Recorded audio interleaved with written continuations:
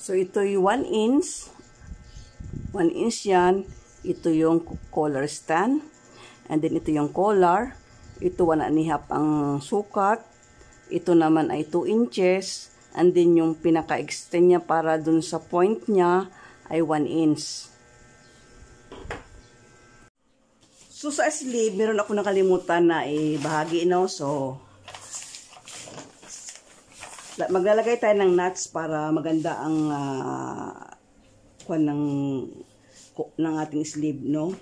Hindi even yung kanyang pagkakatahi. So, itong back mula dito, sukatin mo yan. So, yun yung sukatin mo rin itong back. Dapat pareho ang sukat nila. Yan, at ito. And then, itong front, ayan, hanggang dyan, meron ka dyang nuts. Yun din ang sukat nito, pareho. No? And then, yung natira, halimbawa, meron siyang natira doong excess na, na labis, dahil kahit anong bawas mo pa rin, meron pa din niyang allowance. Hatiin mo yung allowance, i-divide mo sa harap at saka sa likod. No? Basta ang ito, nandito yung pinakagitna ng ating sleeve. Dahil ito, dito yung sa front, kinat lang natin para maging ang kanyang seam ay nasa harap. So, ayan. So, dito na tayo sa collar. Sa collar, gawin tayo ng horizontal. Ayan. At saka vertical. Ayan, vertical at horizontal. So, ito yung back. So, pagkatatabas kayo, gagawa kayo, naka-fold yan. Para dalawa. So, harap.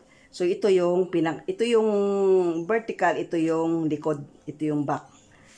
So, from that back, susukat kayo ng kung ano yung neck opening ng back.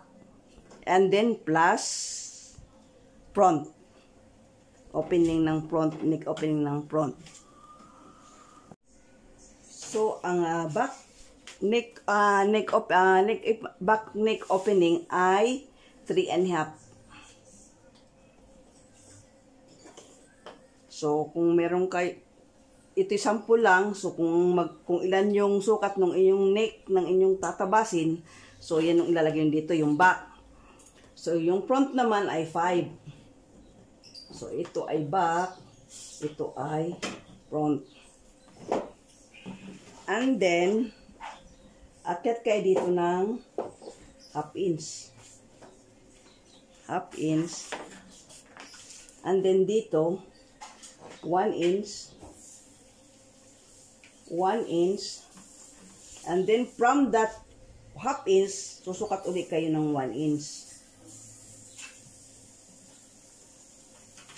So, atin mo lang guhitan ito. So, ayan siya.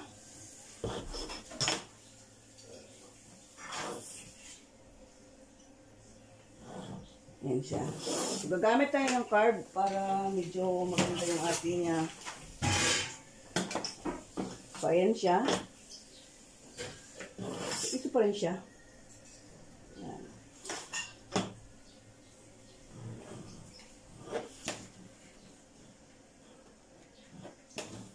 Tapos yan. Ganyan.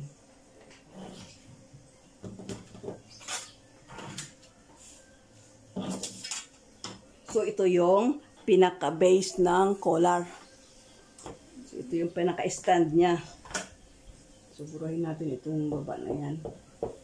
And then, ito. Mula dyan, extend natin yon ng 1/2 inch. Sa inyo kung 1/2 inch or 3/8 or 3/4. So, ito yung 1/2 inch lang ito. And then, yan, hirap kuan ito. So, yan na lang. Yan. Wait, yan. Siya. Yan yung pinaka-stand niya. So, dito, tataas tayo ng 1 inch. 1 inch dyan. 1 inch din dito. And then, witan natin. Tapos, idiretso natin doon.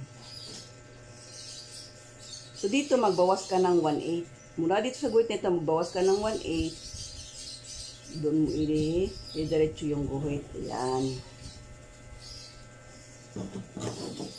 Pagdating dito, tataas ka ng straight lang. About 2 inches. Yan, about 2 inches. Pwede siya. And then dito, tataas ka ng 1.5 inches. Ito na yung collar. So, ito yung stand. Ito yung stand, ito yung collar. Ayan.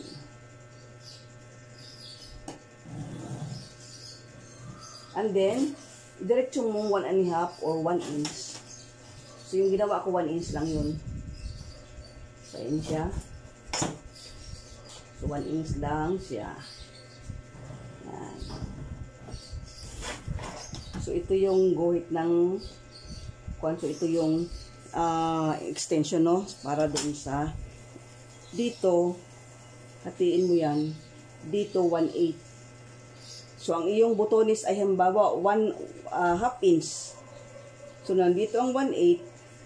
Nandito ang 3/8 half inch. Ano? Nandito ang 1/8. So, ganyan. Huwag dito mo i-kuan ang half, ang 1/4. So, 1/8 lang dapat dyan. Dito yung 3/8. So, ayan yung butones. So, ito yung collar.